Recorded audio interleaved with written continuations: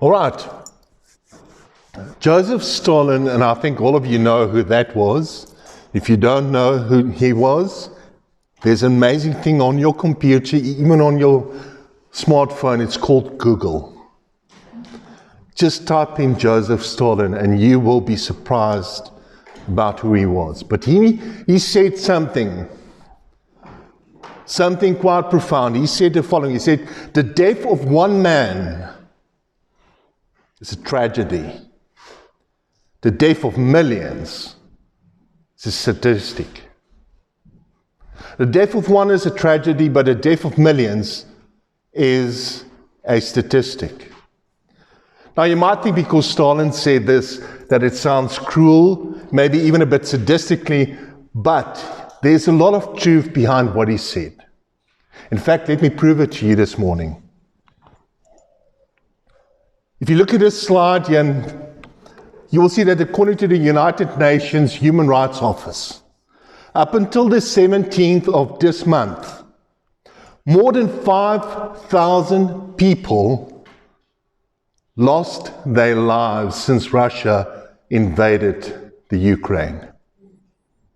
That's just a statistic. How does it make you feel? Maybe you're shocked, but how does it make you feel? And looking at this statistic, I want to tell you that I've got a good friend who lives there. And his wife died protecting the 7-month-old baby. Right now, he's struggling to keep everything together. They've lost everything. He's got 2 more children, and he's trying to keep everything together by providing food and shelter and taking care of them. Now, which one of the 2 evokes more emotion? The statistic, or me telling you about someone?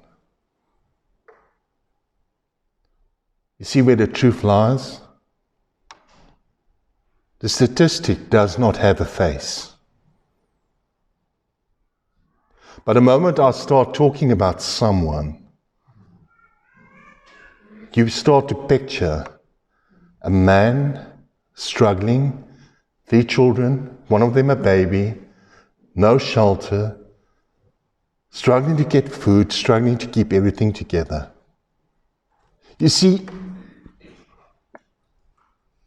you are touched the most. Your emotions are heightened the most when you care about something. In fact, would you write there on your notes this morning, people care when it's personal. If it's not something or someone that somehow resonates with a certain part in your heart, then it's difficult, sometimes almost impossible, to really care. I mean, it has to strike a chord in your heart somewhere. And the more we avoid people and shy away from the world, the less inclined we are to truly care. The less inclined we are to be moved by what is happening in the world right now. Allow me to put it into context by telling you another story. Now, this one's not true, okay? 2 friends die in an accident, and they arrive at the pearly gates at the same time. Jack is called forward to first, and as he steps forward, the angel's got this huge book in front of him, and he starts paging through this book to see how faithful Jack was during his marriage. Then he looks up at Jack, picks up a bunch of keys and hands it to him and points to a brand new BMW convertible. Jack, smiling from ear to ear, gets behind the steering wheel and he drives off. Next, John is called to the front. And John walks forward An angel pages through the book, comes to the page with John's name on it, looks at it, shakes his head, looks at John, and points to a brand new bicycle. John gets on his bicycle and he pedals away. Now, about a month goes by and John is cycling alongside on a bike path alongside highway number 7. And there in front of him, parked next to the side of the road, is his friend Jack's car. And he looks for Jack and he sees Jack hunched down in the passenger side, crying his heart out. So he stops pedaling, brakes, takes his bicycle, lies it down, walks up to his friend and he asks him, "Hey, buddy, what's wrong? Why are you crying? We're in heaven, for heaven's sake." Jack just keeps on crying. Eventually, John gets him to at least acknowledge his presence. And John says to him, "Hey, buddy, come on. Because of the way you conducted yourself, because you were faithful in your marriage, you were given a brand new BMW. I wasn't.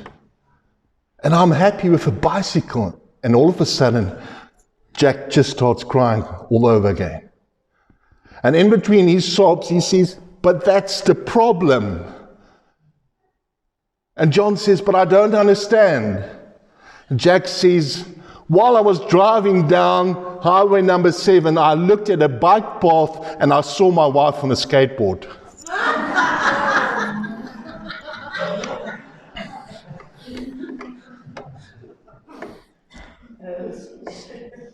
Yes, this is a joke, but there are two truths in this story that I want to highlight this morning. The first truth is that no one cared about Jack except his friend John. I mean, he's parked next to the road, next to highway number 7. And everyone is driving past. But no one cares enough to stop and look for the driver and ask what's wrong. Remember, this is heaven. So no one dies. So the owner has to be around somewhere because this is heaven, which means your car never breaks down.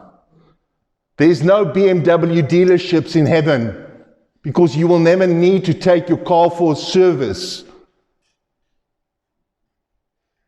So where's the owner? No one stops, no one cares enough to ask or to look for the owner.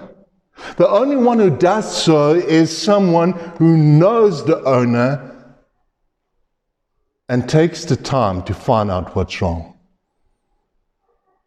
Why? Because if it's not personal, people don't care. If it's not something that evokes empathy and sympathy, you just don't care. If it's not something close to your heart, something that you are truly passionate about, if it's not someone you truly love or care about, guess what? Your level of care diminishes. The second truth to this story is the following.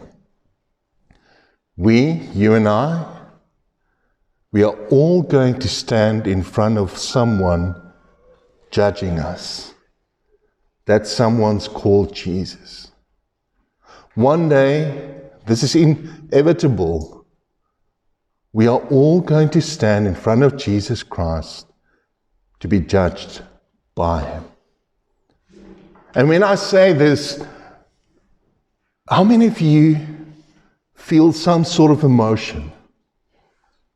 Because you know what? The world's been told this so many times. It's almost as if the world and even the church don't care. We all know this and we all sort of, in the back of our mind, it's going to happen one day. But we don't really think about it. It's not as if it really, really makes a difference. So I want to ask you two things this morning. I mean, from the moment you die, you enter eternity, okay? And you're going to spend the rest of your life living where and doing what Jesus decides on Judgment Day. Now, the where part, I'm not talking about heaven or hell. That's decided before you die. But what I'm talking about is where in heaven and what you will be doing for the rest of your life. So that being said, I want you right now to look to your left. Come on, everyone. Look to your left. And now look to your right. And now I want you to close your eyes. And I want you to picture someone that you truly love. Maybe it's one or more, I don't know. Maybe it's a couple of people, but I want you to picture someone that you love that's alive right now. Okay, open your eyes. Now answer me this question.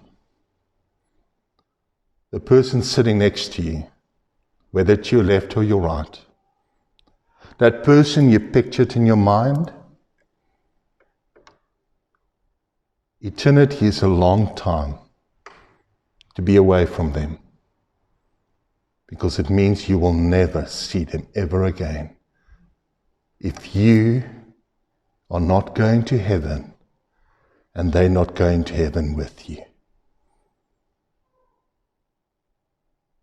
Eternity is a very long time. So if it's up to you, the question is, do you want them to spend eternity with you? And if you do, what kind of life do you want them to have? Ask yourself this. And the reason why I'm so serious about this morning is because the historical evidence for Jesus Christ, the fact that he lived, died, and rose again, is undeniable.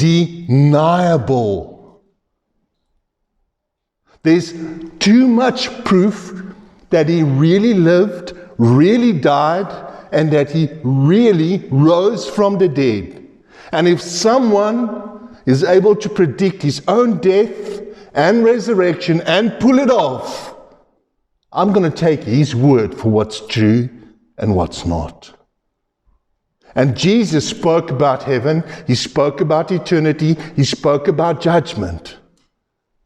So let me tell you, heaven is real, hell is real, eternity is real, and eternity means forever. And forever is a long time to never ever see someone you care about, someone you love. So allow me to ask you this question. How much do you love those you care about? Do you love them enough to share the gospel with them? I mean, think about it. Think about that person, that someone, that somebody that you thought about this morning. That person sitting next to you. Do you love him or her, them enough to tell them about Jesus? Because guess what? If we don't, if someone, somewhere doesn't share the gospel with them, they're going to hell. I'm not saying that to scare anyone. That's the truth. Paul, who was one of the earliest followers, one of the earliest converts to Christianity, someone who truly loved, believed in Jesus, wrote a lot about heaven and hell and judgment and life eternal. And he said the following in Romans 10 verse 14. How can people have faith in the Lord and ask Him to save them that never heard about Him? And how can they hear unless someone tells them? Tells them what? The truth. The truth about Jesus Christ. God, who became a man, walked amongst us, showed us how to do life, then embraced the cross, died on it, rose from the dead 3 days later, seated at the right hand of God right now, and one day you and I will stand in front of Him to be judged by Him. If we don't share this with people, they're going to hell. The second question I want to ask you today is the following. Let's say for one moment that you are convinced that you know that everyone you love, everyone you care about, everyone that you are, let's call it, are passionate about. Let's say everyone, hypothetically, are going to spend eternity with you in heaven. What quality of life would you want them to have? I mean, I understand heaven is heaven, but heaven is not going to be the same for everyone. The one person who wrote the most about this, as I said, is Paul.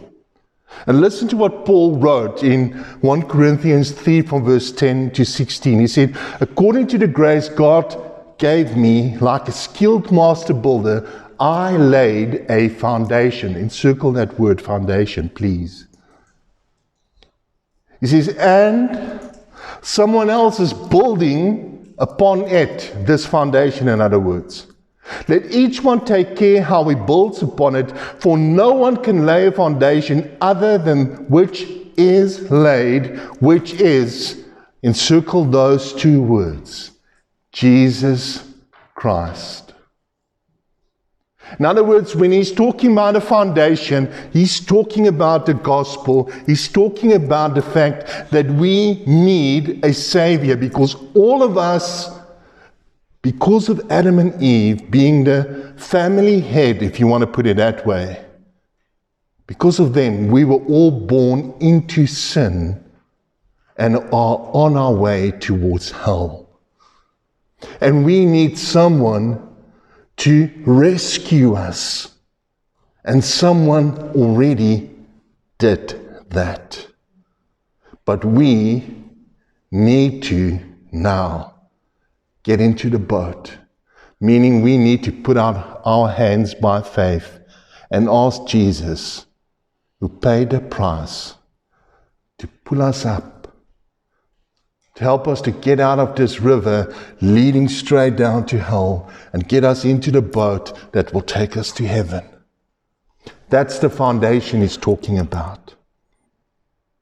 Verse 12, he says, now if anyone builds on the foundation with gold, silver, precious stones, wood, hay, straw, each one's work, in other words, everything you do from the moment you became a follower of Christ, everything you do from the moment you became a Christian, everything you do from the moment you put out your hand and said, Jesus, I need you, I'm a sinner, save me. From that moment that he pulled you up out of the water and helped you into the boat on its way towards heaven, everything you do from that moment onwards will be judged. And he says, verse 13, each one's work will become manifest. For the day, judgment day in other words, will disclose it, because it will be revealed by fire, and the fire will test. In other words, there's a plumb line, there's a criteria that everything we do have to meet. It has to stand up to. It says it will test what sort of work each one has done. Verse 14, if the work that anyone has built on the foundation survives, he will receive encircle that word, reward. If anyone's work is burnt up, in other words, if it does not meet the criteria, if it does not stand up to the test, Paul says he will encircle those two words, suffer loss. Though he himself, underline those three, will be saved, but only as through fire. And then he ends by saying, do you not know that you are God's temple and that God's Spirit dwells in you? Now just remember this, because we're getting back to this in a few minutes. But did you hear what Paul said? He said, listen, what Jesus did, dying on the cross and being resurrected 3 days later, the person of Jesus, what he did, what it means for you and me, and what we now need to do, from the moment we accept that until the moment we die, that's important. That's the gospel. That means something. Because what we do with Jesus determines where we end up, heaven or hell.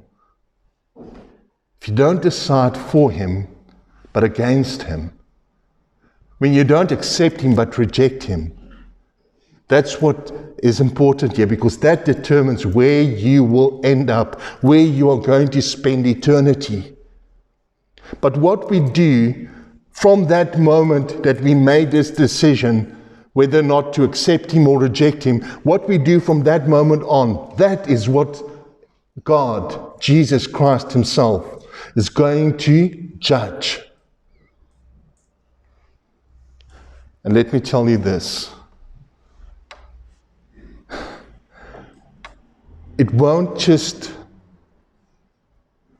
at the end of the day, affect where we spend eternity. But it's going to affect the quality of life. It's going to affect how we spend eternity. It's like the story of Jack and John and his wife.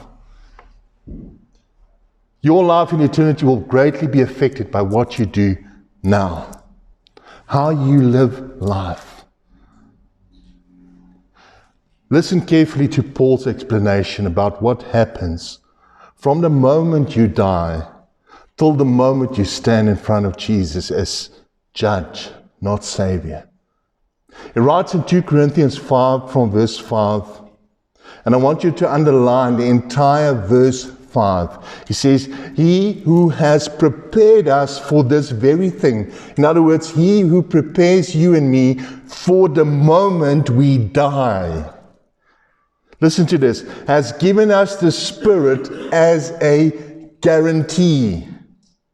Remember I said to you that in verse 16 of the previous passage we read, do you not know that you are God's temple and that God's Spirit dwells in you? Well, here Paul says, listen, that same Spirit, the Holy Spirit, God's Spirit is residing in you, and he will make sure that you end up in the right place, called heaven. And then he carries on, verse 6. So we are always of good courage. We know that while we are at home in this body, we are away from the Lord. We're not there yet. It says, but we walk by faith. And faith here basically means doing what you are doing because you know and believe that that's what you're supposed to be doing. That's what faith here means. It says, for we walk by faith, not by sight. Yes, we are of good courage, and we would rather be away from the body and at home with the Lord because that's better. So whether we are at home or away, now underline the rest of this verse. We make it our aim. This is our goal to do what? to please Him. Why? Listen to verse 10. For we must all appear before the judgment seat of Christ, so that each one may, now underline the rest, receive what is due for what you and me has done in the body, whether good or evil.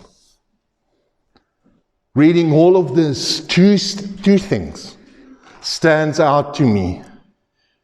And both have to do with our choices.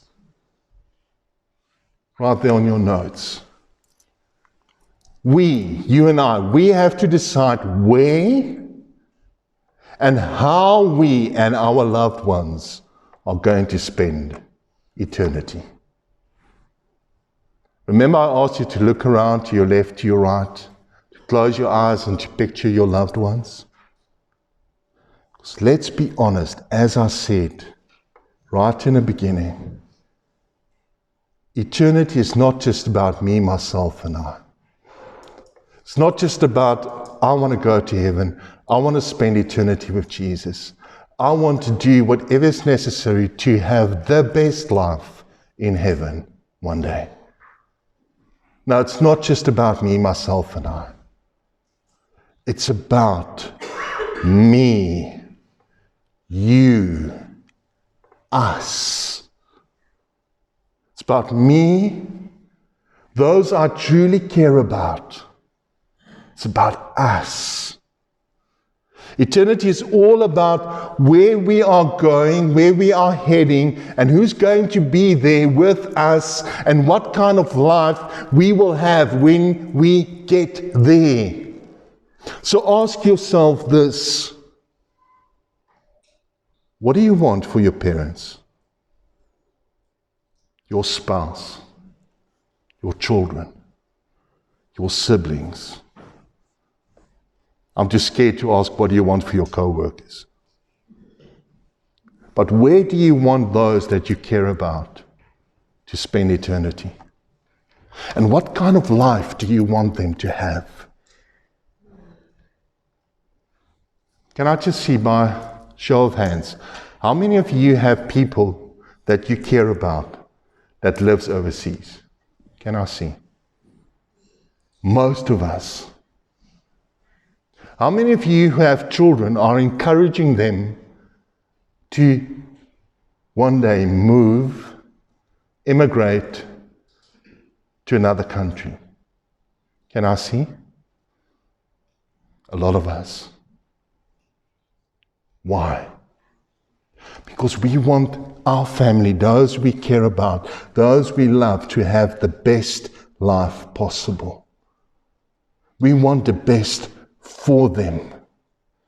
And that's why we are okay with them living overseas, living somewhere where we can't see them, can't be with them. And yes, we are grateful for technology so that we can Skype and Zoom and do all these things, or video call them. It's amazing, but it's not the same. But guess what? In eternity, there's no Zoom, there's no Skype, there's no video call.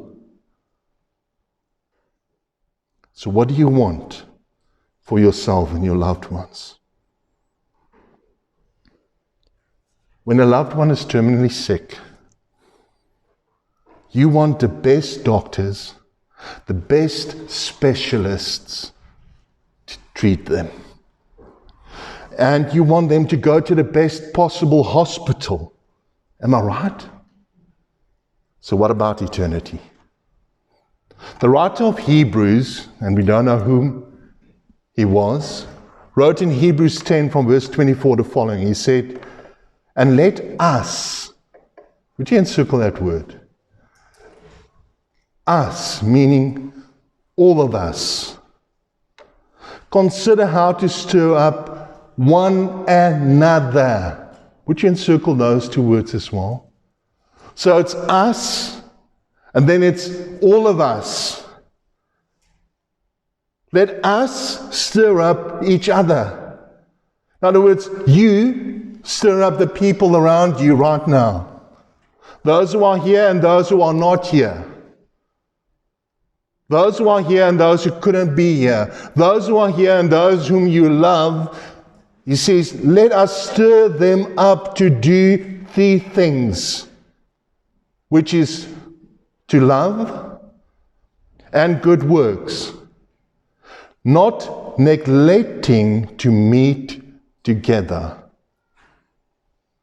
Because it's important. Because once we meet up, we get to encourage people to do the right things.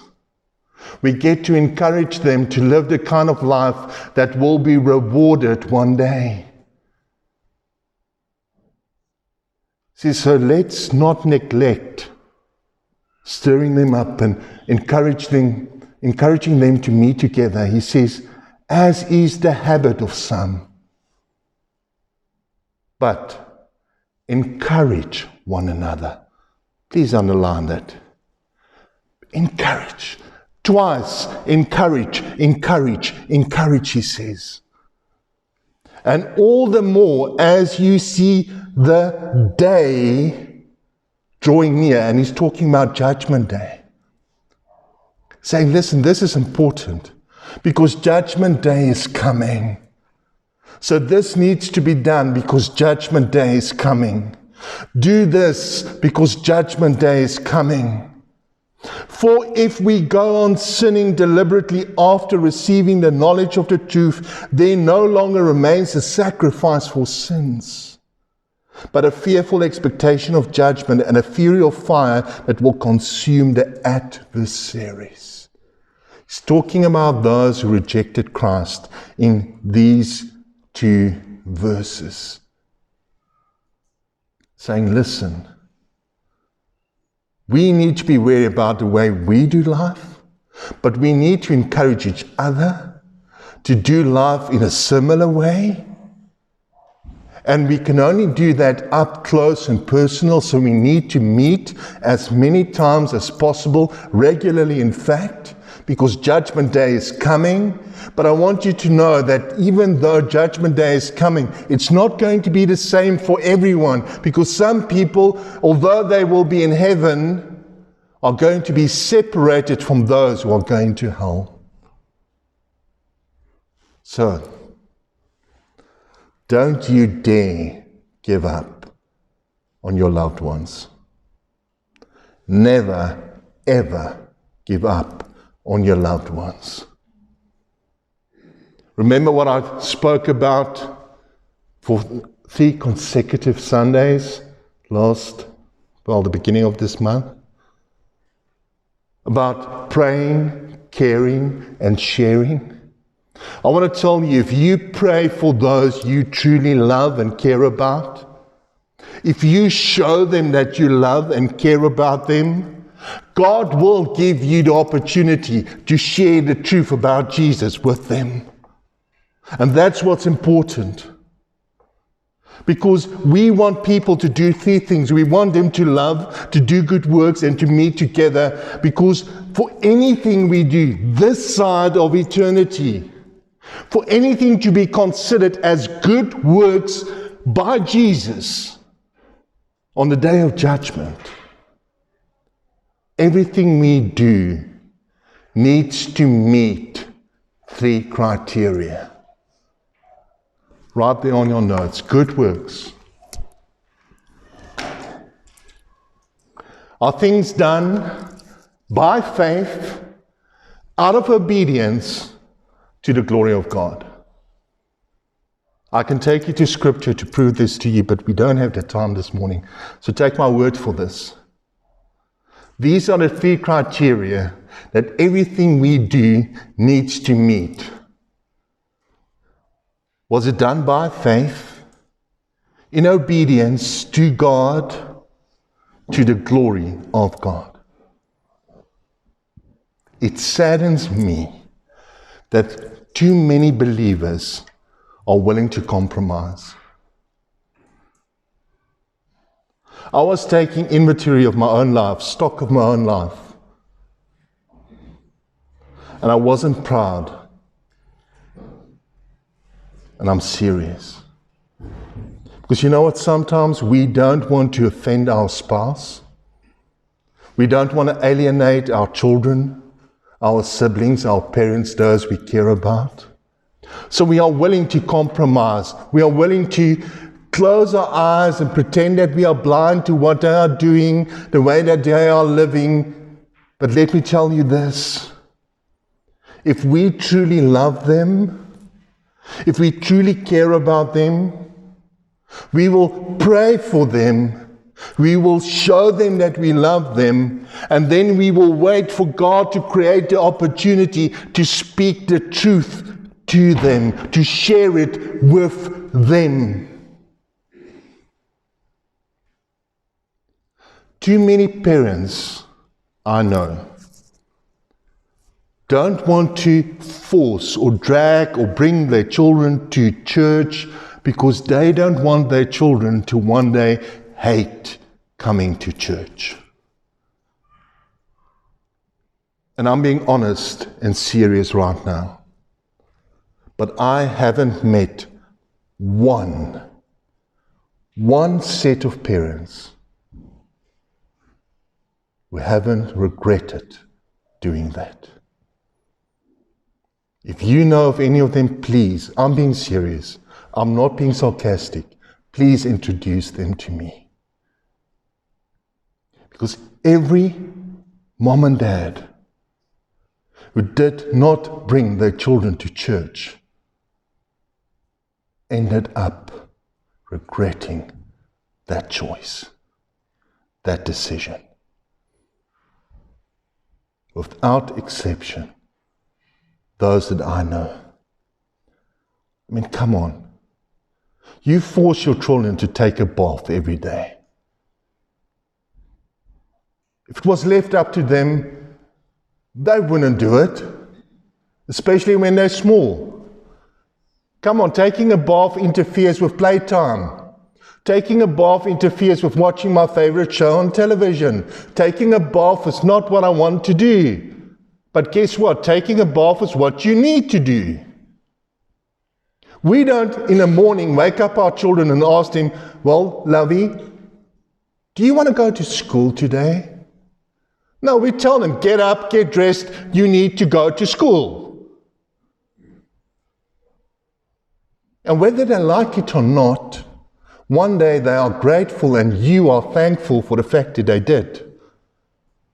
Because it means that they can maybe, hopefully, get a good job. If we force our children to go to school and take a bath, why don't we bring them to church? For that same reason, I'm asking you,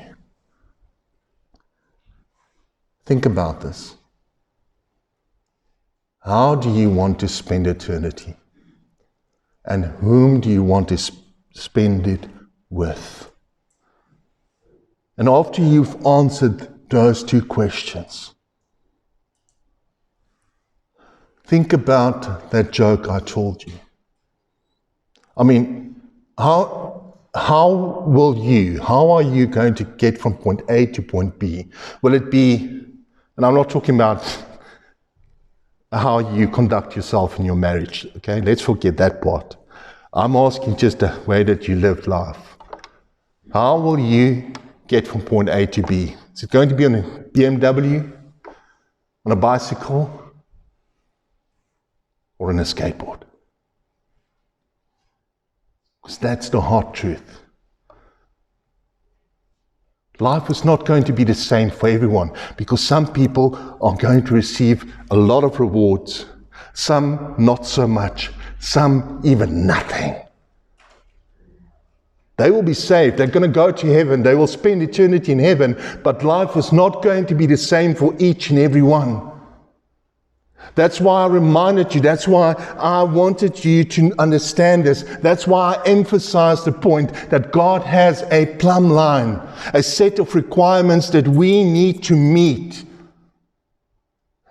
He's got a bar that He set and said, listen, this is what you need to live up to. Think of it this way. Would you write there on your notes? We can do the right things. We can try to be good people. But if we do the right things for the wrong reasons, it makes what we do wrong. It makes what we do unacceptable to God. I mean, if we don't want to offend people, we don't want to push them away, and we come up with all kinds of excuses to justify our decisions, our reasons, our actions. Just listen to what Solomon says.